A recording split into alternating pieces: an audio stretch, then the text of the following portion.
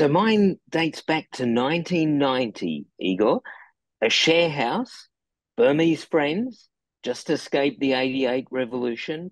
So it begins in friendship, in food, developing passion and fascination with Burmese history, a horror at all the things that my friends had gone through, who then discovered I was an economist. And they said, Sean, help us with some of the economics. Let's do some economic critiques of what this military is doing to Myanmar. So I joined them in that.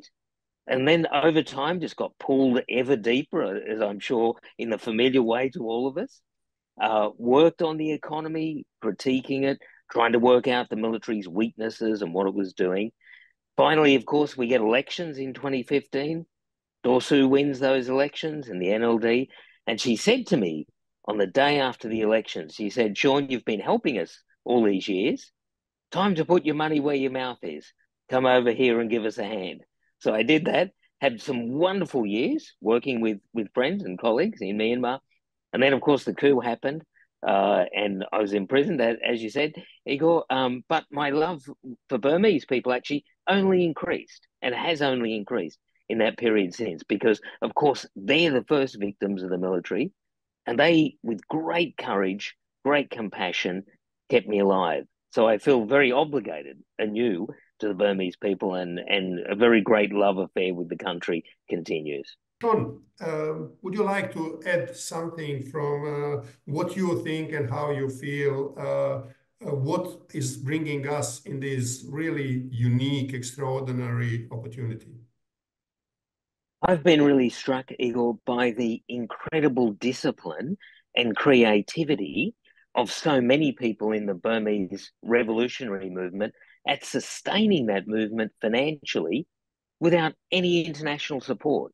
It's really quite extraordinary, actually, the level of creativity on all sorts of financial instruments that have just kept things going along, as I say, without support, and in great contrast to the regime. The regime under Min Aung Hlaing that has effectively destroyed Myanmar's economy.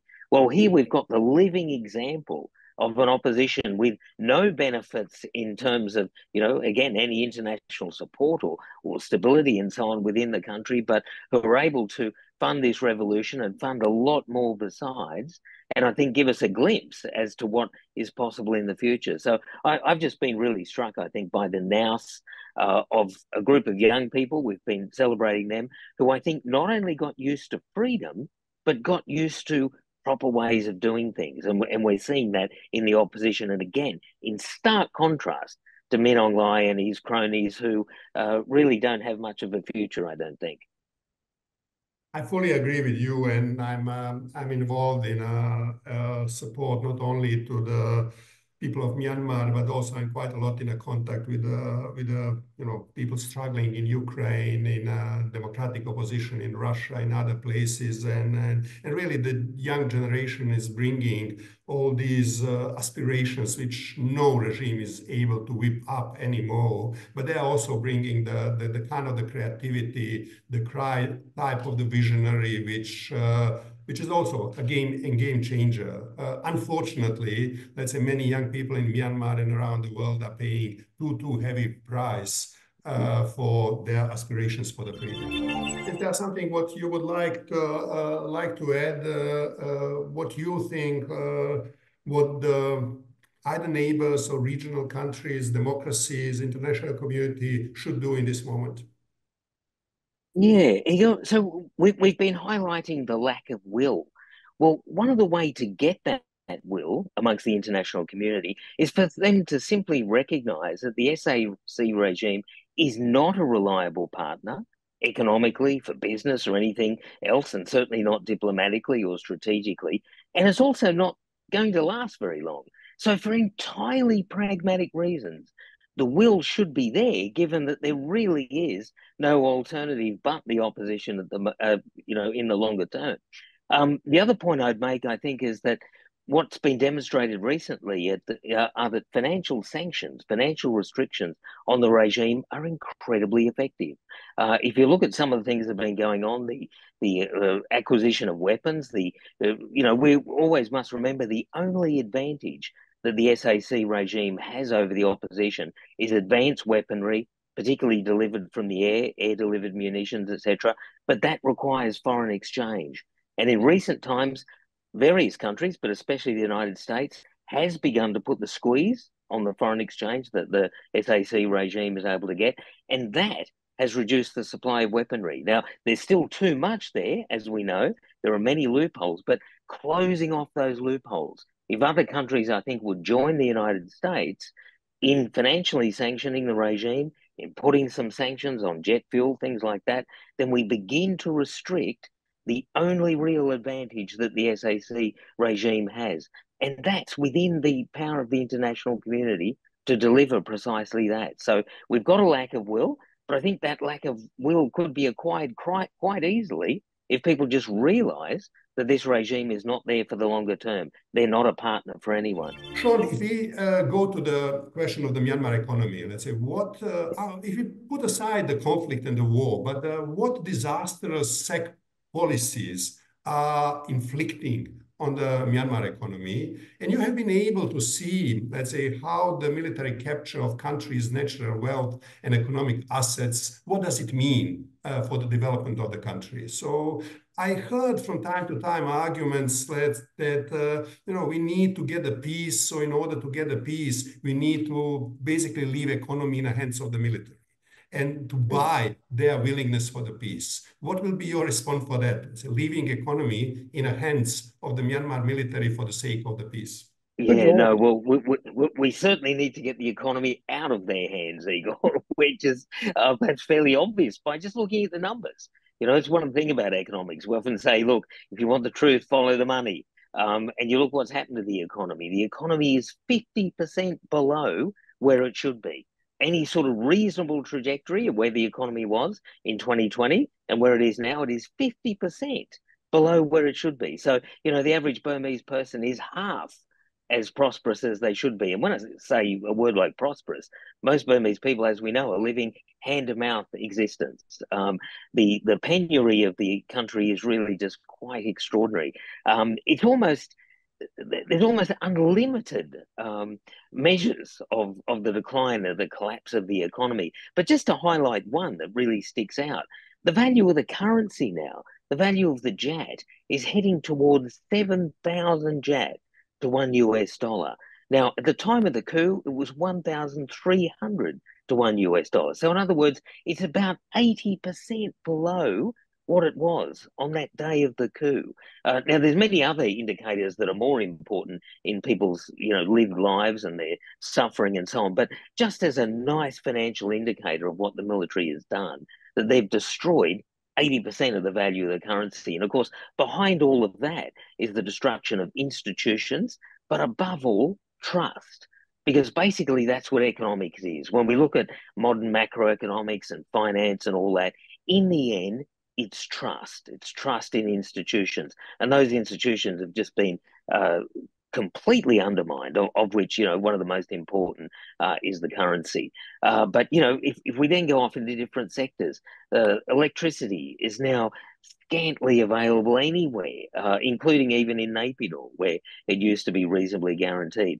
The banking system, completely insolvent at the moment. In fact, the only reason there are not continual runs on the banks is just simply because, of course, the military stopped people at the barrel of a gun of withdrawing their money. If you look at the international situation, really the only economic policy that the regime has got is how to extract as much foreign exchange as possible from Burmese workers, Burmese firms. There are no incentives now to do anything because, if you invest or you create a new business, all that's likely to happen is the military going to come in and take it. So, just so many things have been undermined. We use the word development, but of course, what's really happening in Myanmar at the moment is de-development. This country that was going to be one of the tigers. It was one of the great sort of promises we had around 2018, 2019 that Myanmar could become the last and best of the tigers. It was going to have all the economic upside with a bit of democracy in there as well, which has not been so apparent elsewhere. But of course now it's back at the bottom of the barrel. far and away the poorest country in Asia, and one of the poorest countries in the world. So, yeah, the legacy of the SAC regime on the economy is just dreadful. They have to just get out of the way. So, yeah, we must keep their clutching, greedy hands away from the economy.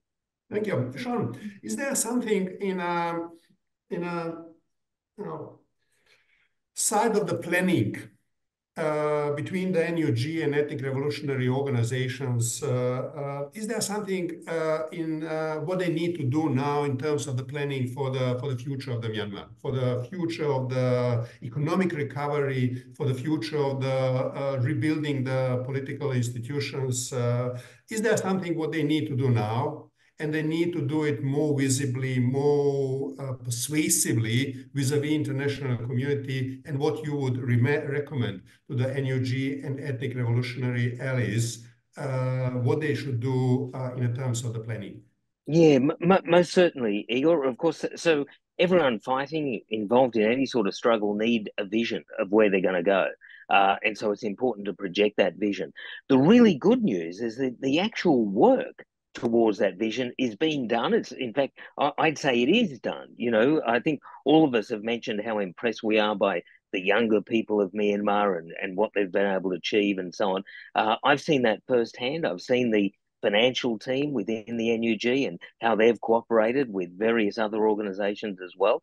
The plans are very well laid, very well progressed. And, you know, again, to contrast that vision against what we've got on the other side, you know, the SAC regime has reduced Myanmar's economy essentially to a war economy. That's it. You know, the entire economy is really just being used by the SAC regime to fund their wars.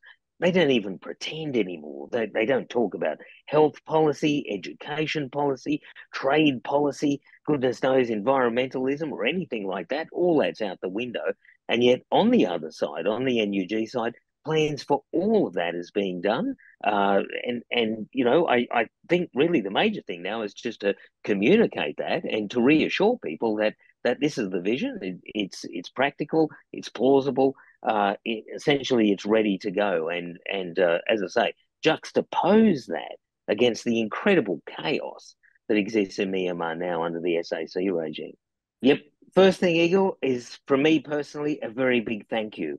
Burmese people, much worse situation than I was the whole time I was a prisoner, and yet they extended their courage and their compassion to me. So to me, just a really big thank you from me to them. That's number one. The second point I wanted to make, I suppose, is just to reassure they will win. This is actually an empirical fact, I believe.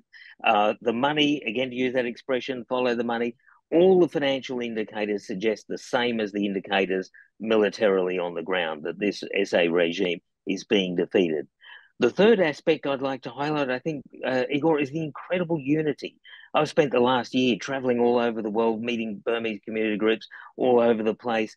The spirit of the people at the moment, the way in which people are unified, they're often exhausted. They've spent a lot of their money on the campaign and all that, and yet they're full of enthusiasm still. And at the end of every meeting, they're on their feet and pumping the air, etc. So that enthusiasm, I think, is a source of great encouragement for them and otherwise. And to keep that through, to perhaps not listen too much to some of the cynicism that sometimes comes from academics and think tanks and the like. Put all that aside, believe in their revolution, and they'll win it.